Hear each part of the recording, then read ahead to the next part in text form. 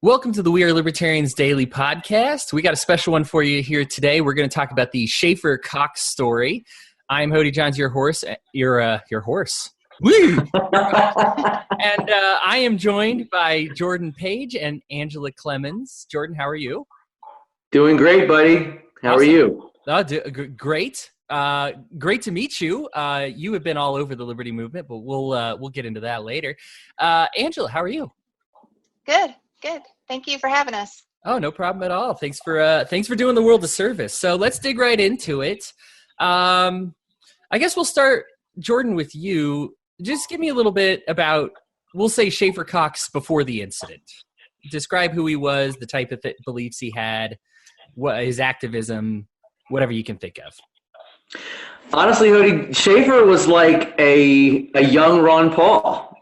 You know, he had the same sort of charisma and just inspirational quality that drew people to Ron Paul, and he was drawing huge crowds everywhere he went. He was holding, public meetings, teaching people about the Constitution, about their rights. Setting up communication networks, citizen networks to protect people from the tyranny of our standing army, which also known as cops.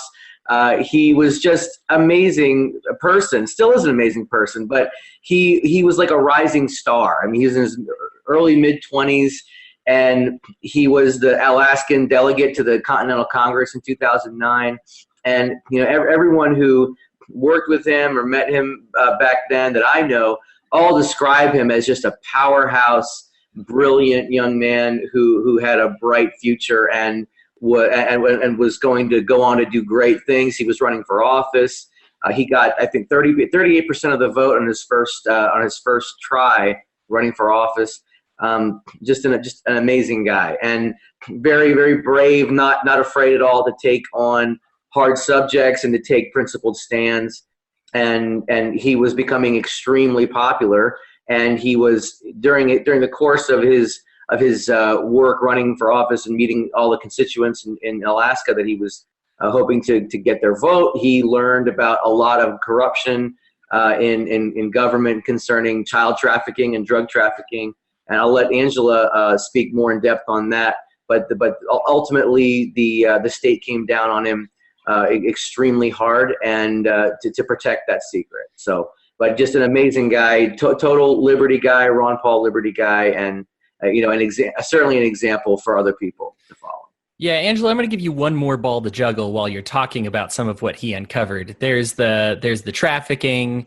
Obviously, he's against the establishment, and then I think the beginning of his legal woes was the establishment of I guess, how would you describe it? A personal, private militia, a peacemakers militia, public but private. I'm not sure how to describe it. Maybe you can do better because you're the legal mind.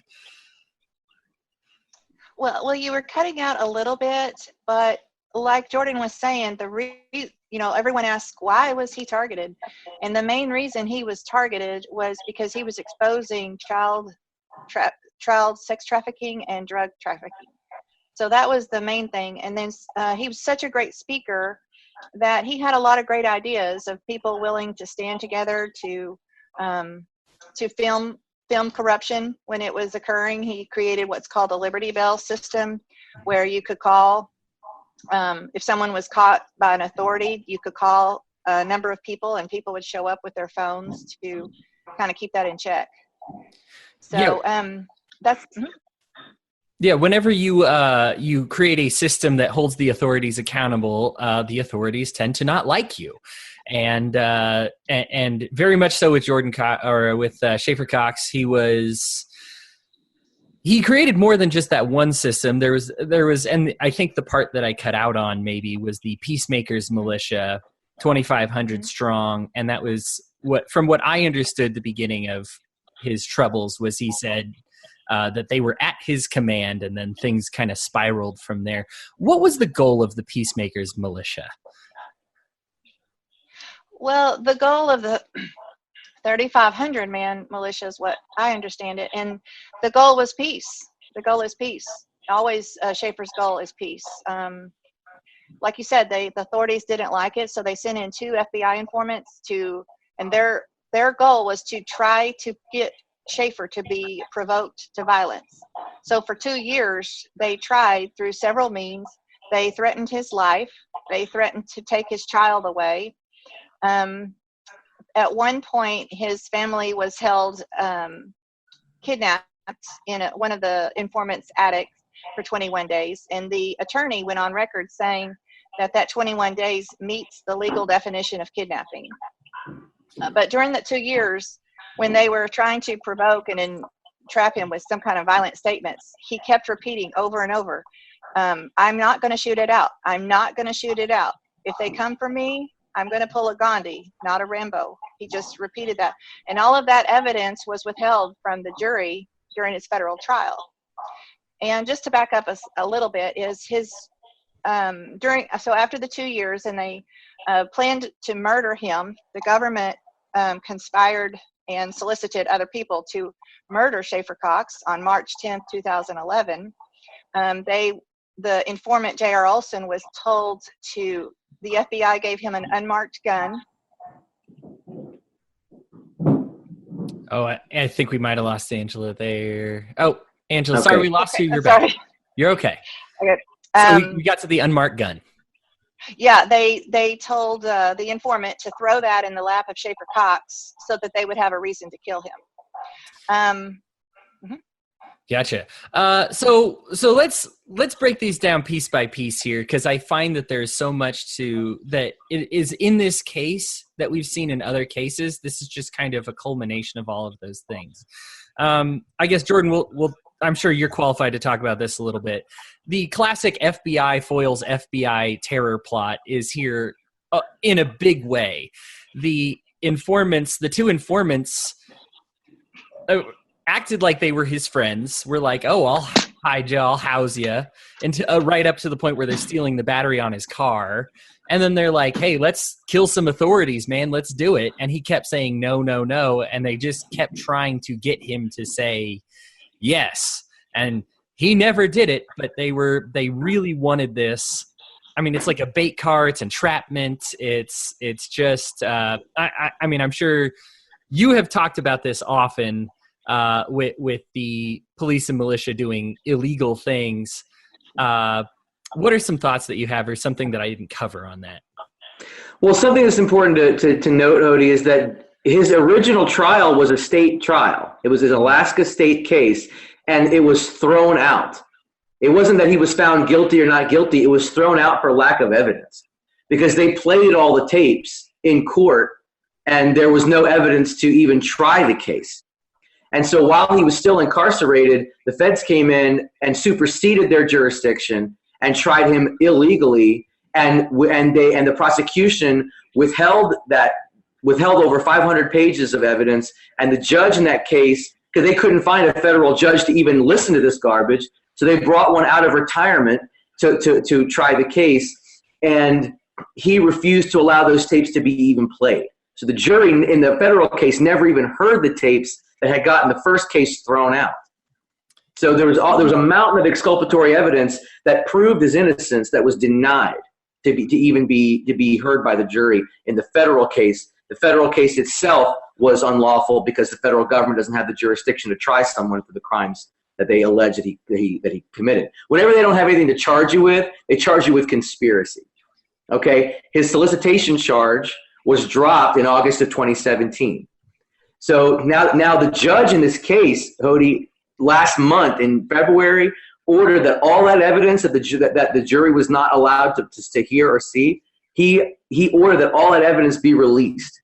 So Schaeffer has a resentencing coming up, and our hope is that evidence will be brought to light by then, and it will negate the remaining conspiracy charge, because even without a solicitation, there is no conspiracy. You can't have a conspiracy without solicitation, and the solicitation charge is gone. The only other charge he has is a weapons charge, and that charge, I believe the penalty for and that's a whole separate issue. He's still innocent of that, but that charge, I believe the sentencing for that is up in like September.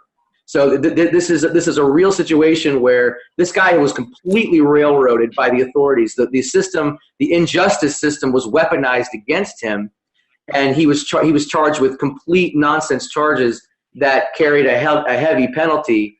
And they've locked him in like the worst dungeon in the world and thrown away the key. But now this judge's order to release the evidence has come up. This is a huge ray of hope, and this is why we're doing what we're doing now with the song that I've written for Schaeffer, the music video we've put out, and this campaign to get people to donate to his legal fund at freeschaeffer.com. That's like where we want to send people, is freeschaeffer.com. And they can learn everything that we're talking about. They can learn it there. There's documentaries there. The music video's there. There's links to buy the song.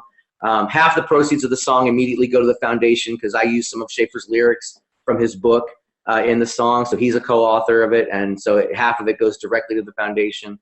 So, I mean, we're talking about, we are talking about a conspiracy. There was a conspiracy. It just wasn't from Schaeffer. It was from the authorities that were trying to cover up what he was exposing. And they did it with the fullest extent of their power. And it was just an absolute nightmare for him and his family. Yeah, I am not one to put on my tinfoil hat easily. I do not tend to believe in conspiracy theories. I tend to think they try to find something. They try to make something out of nothing. In this case, it's funny that the prosecutors, that the court couldn't hear the tapes, because I, as an internet viewer, can hear the tapes. We have them played. We hear the informants talking about doing the thing with the unmarked gun, holding the other informant holding up a knife to his friend, saying he'll slit his throat if they don't start killing officers of the law. Just it's one of those where it's like, how am I as a person allowed to know this information and yet the courts aren't? Angela, I'm going to toss this your way because you're the legal mind here. From what I understand, the prosecutors weren't exactly as clean as the driven snow either, if I'm understanding that correctly. Yeah, at the time of this trial, they were being coached to keep things quiet, and since that time, obviously keeping it quiet didn't work for Schaeffer. So a lot of the supporters, several of us have the entire discovery evidence, over 2 terabytes of data, and we can show it to the public. Rudy Davis has over 700 videos he's made about Schaeffer Cox and the discovery evidence. Yeah, the prosecutors were already in hot water with the Senate for a different case where they had, let's see here, they pulled the Kamala Harris. They withheld evidence from the defense, and then let's see here, what was the other one? They with Senator Ted Stevens. Yeah, that's the one I'm talking about. Yeah, so they withheld evidence. They did coerced the testimony, I think. Sorry, I think we might have lost you again. But the prosecutors were already known to get a conviction however they could and do some illicit things to get there. And then, of course, they put that prosecutor and their cohorts in charge of this because they needed somebody. Frankly, they needed somebody to do something illegal because they weren't going to get a conviction if they did everything by the law. Correct. That's correct. Right. Yeah. Even the prosecutors knew he was innocent. That's why they had to hide the truth. Sure. And there's legitimate reasons to suppress evidence if it's illegally obtained, but this was legally obtained. In fact, this was insisted, like, hey, you need to view this because it matters, and it was suppressed by the courts anyways. So one of the things that I noticed that they do, and this is such an FBI tactic, is to dig through people's dirty laundry. You'll remember when that one police officer shot a guy in his own home thinking it was her home. And they were like, well, he did have weed in his home, by the way. That they rehashed this charge of what they charged him for, battering his wife, which his wife even said didn't happen.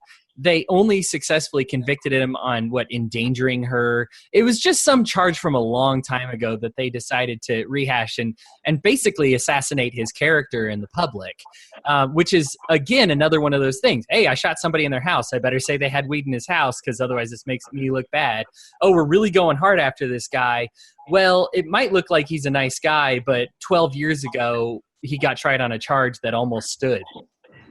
It just is mind-blowing to me. Jordan, you are kind of the master on knowing all the bad things that the government is willing to do to get a conviction. But it really comes to a head in this case, doesn't it? Yeah, I mean, there is nothing more protected than the child sex trade. You know, I mean, I know a lot of people who have investigated this and have received death threats and ominous visitations from government agencies, and it's like the one thing you don't take on, and Schaeffer was taking that on, and so they pulled out all the stops to get rid of this guy, not the least of which is they moved the trial from Alaska down to Washington during the trial so that witnesses for Schaeffer could not testify on his behalf. And they cited convenience, I believe, was the reason why. Yeah, it was convenient for them, certainly not for Schaeffer. And once they got this guilty verdict, the judge gave him 26 years, and he was moved to a black site prison, not under the oversight of Congress.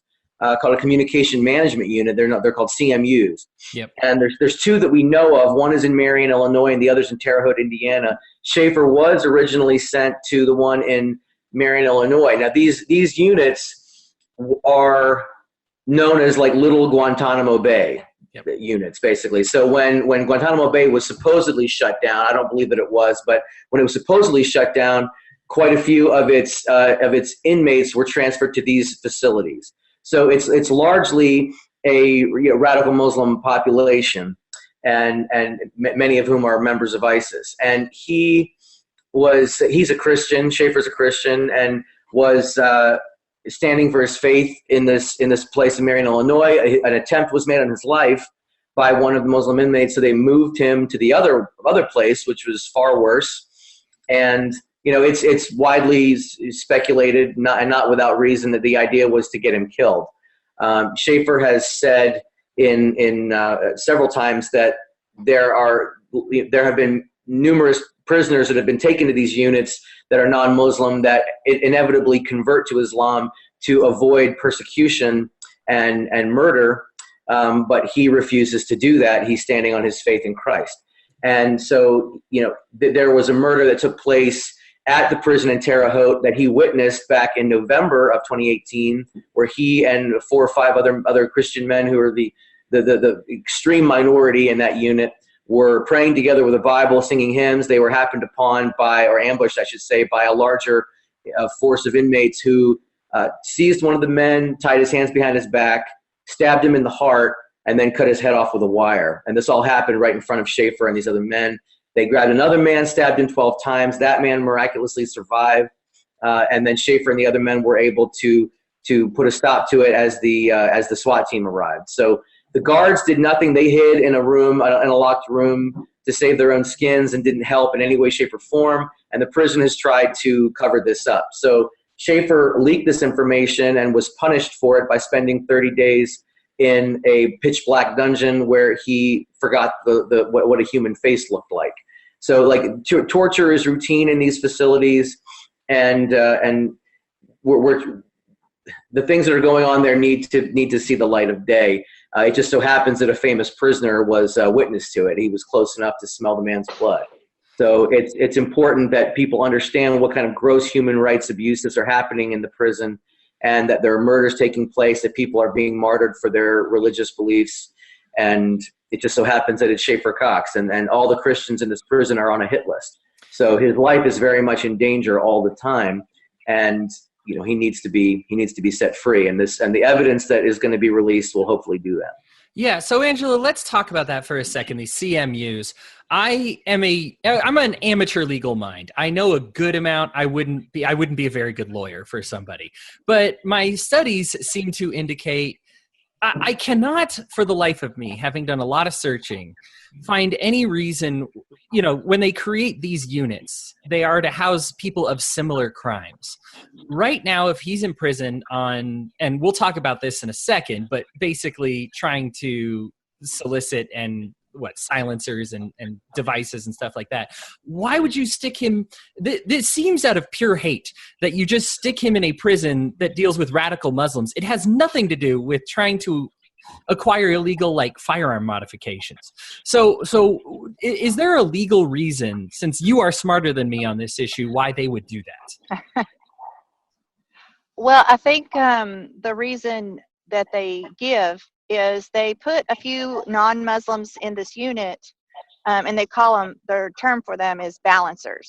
So that way they can tell the public it's for, quote, terrorists, and that's kind of how they justify that. Oh, so he's made to look like a terrorist is the reason they're sticking him in there. Oh, right, yeah. Okay, yeah. Got it. That actually is very enlightening. That makes a lot of sense. So let's talk about the one charge that still stands. Well, let's talk about both charges. First, there's the conspiracy to commit murder charge, which was thrown out because it was so bogus. So that's actually a huge success already for the Free Schaeffer Cox movement, because that was, let's be honest, that's the bulk of it.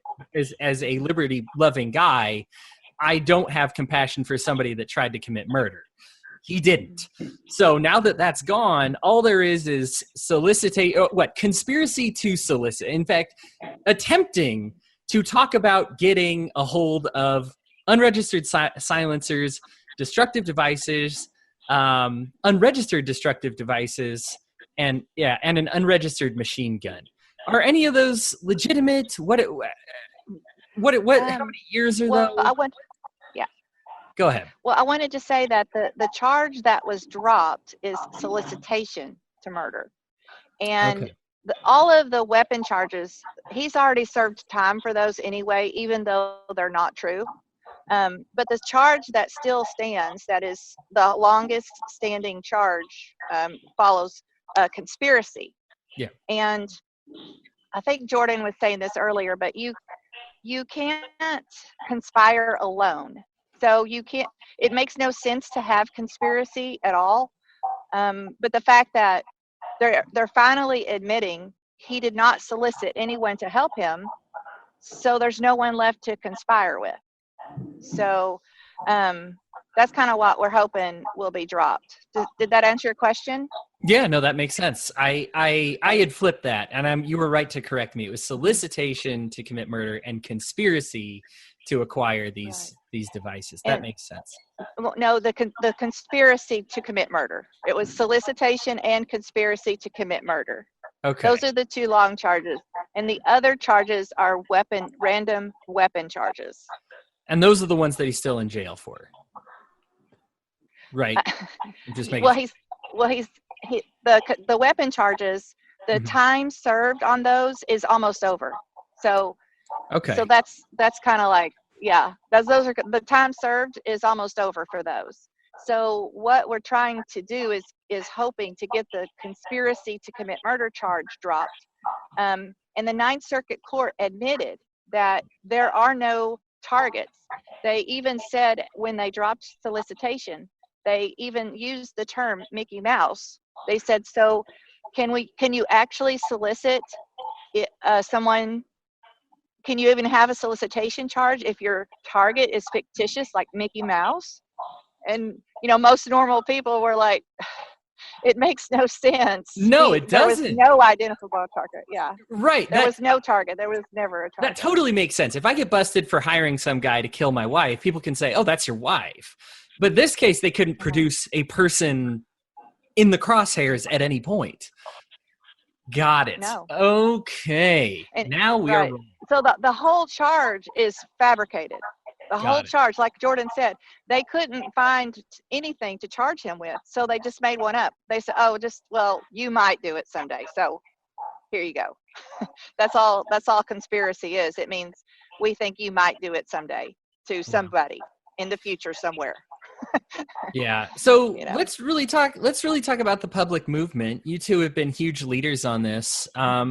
Jordan, you've got a song out. We're going to play that during the episode or perhaps after the episode, but you're going to listen to it on this episode. But what was your inspiration? Tell me about the movement. You've already had a little bit of success. I guess just describe what it's like to try to get this man freed. Sure, great question. So, most of my adult life, I've been writing songs now that protest various awful things happening in the world or injustices or standing for really positive movements and positive causes. And I did a lot of work with Ron Paul and I was very involved in the campaign. And so people know me as a person who takes on subject matter that's maybe controversial or divisive, but I take a principled stand always. And so I had heard the name Schaeffer Cox a number of times over the last 5 years, but just, I don't know why, man. I don't know why. I never looked into it. I mean, I looked into so many things. Maybe I was burnt out. I don't know, but I never did.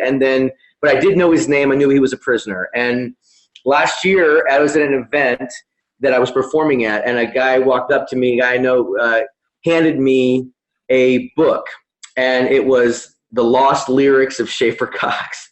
And it had his face on the cover, and I looked at it and I just kind of felt the touch of destiny. And so I read it over the next few days as I was traveling and just was, blown away. I mean, what a writer, first of all. I mean, Schaeffer is just a brilliant writer, brilliant speaker, just very inspiring person. And, I'm a writer also. And so I really identified with what he was writing about. It broke my heart to hear lyrics about just how this has affected him and his family, the torment of being, unable to provide for them, unable to touch them physically, unable to see them, and what that's done to his life. And so, as a fellow patriot and Christian and father and husband, I really identified with this guy. And I have a friend who was always posting about him, and so I contacted her to see what I could do. We talked about me doing a song, and she put me in touch with Angela, and the rest is history. I wrote the song in December and recorded it in December, and then we started planning a music video to release it on March the 10th, which is the anniversary of Schaeffer's unlawful arrest.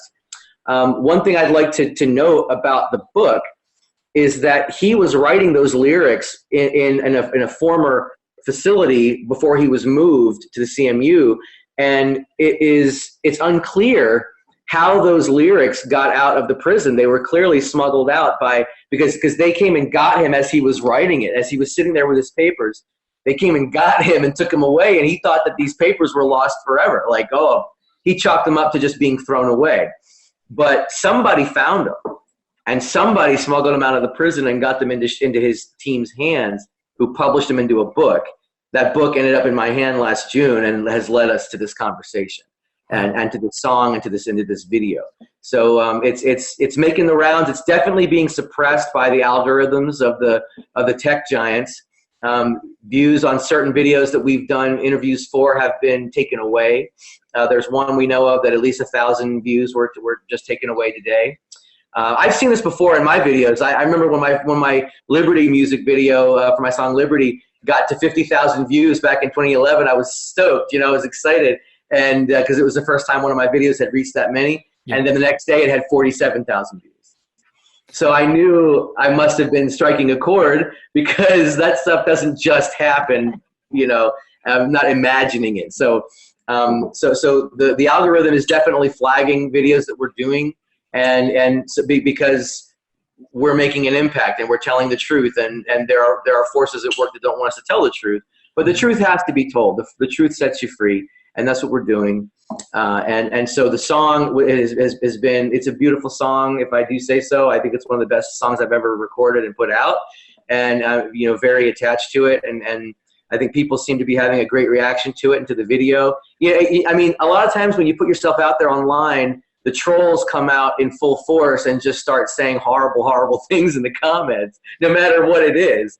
And in this case, it's 99.9% support, people lifting Schaeffer up in prayer, praising the name of God, and and demanding his release, demanding that the truth be come to light. There's so much support for this. It blows my mind. I've never seen anything I've ever done have this much support. And so it's really encouraging, and we're just going to keep pushing forward.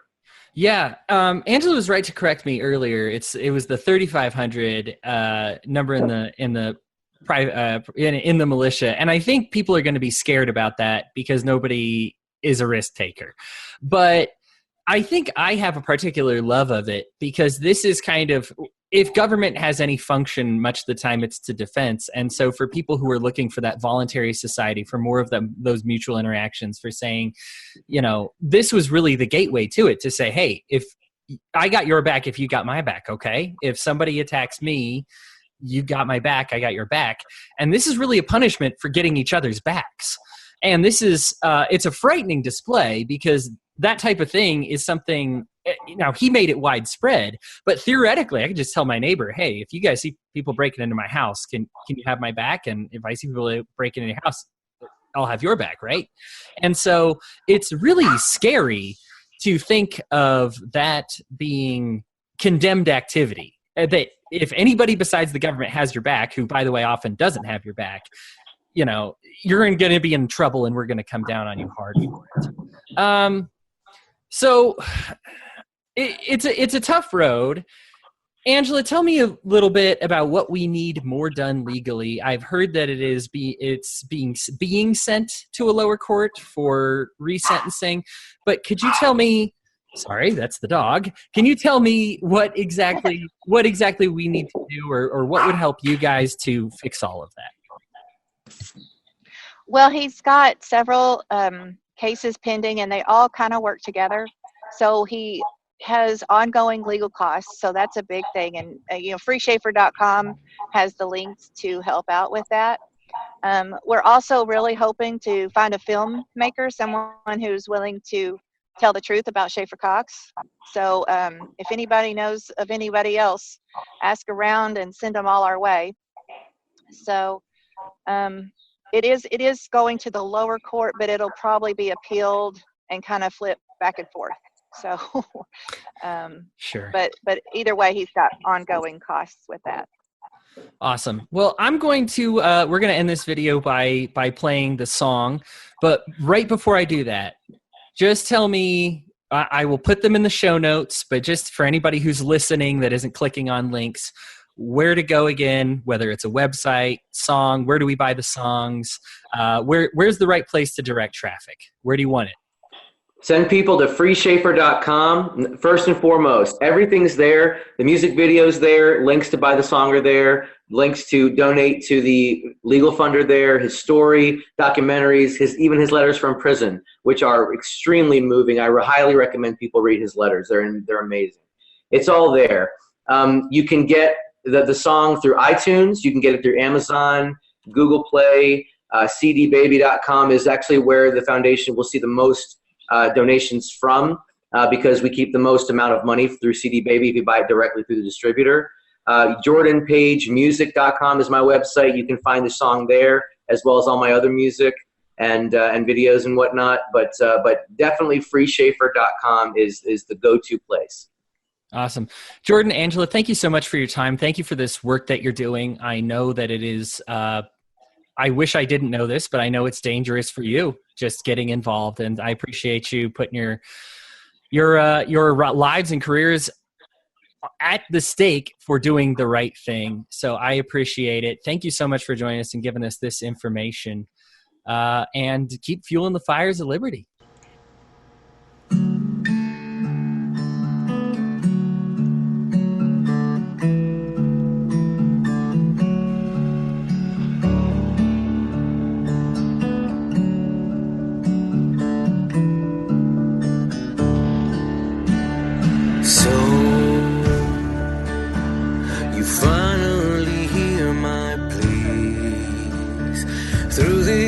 Walls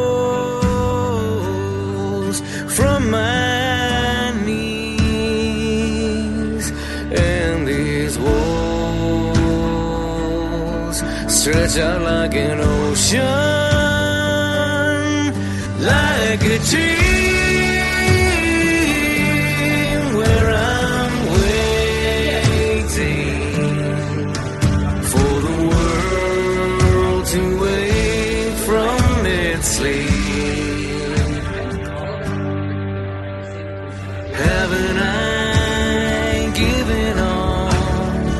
Here I stand, ere I fall. Someday soon I'll be free. What a day that will be. Oh, the war's already won. The lies are scattered and undone. Now there's only time between me and what is mine, and the truth will shine through in the end. Until then, didn't I give it all? I will stand, there I fall. Someday soon I'll be free. What a day that will be.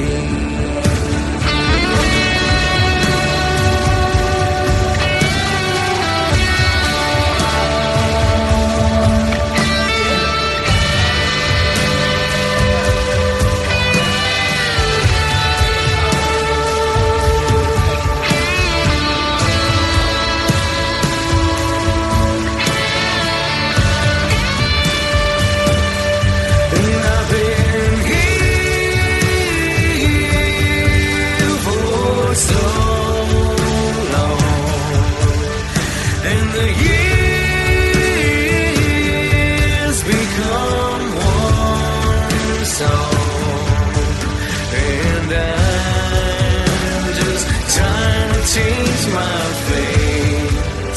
Dear God, I'm not too late. Haven't I given all? Here I stand, there I fall. I am you, and you are me. We are one, don't you see? 'Cause I was made for greater things. Dungeons have made many kings. One day soon I will be through the veil. Wait for me. One day soon I will be through the veil. Wait for me.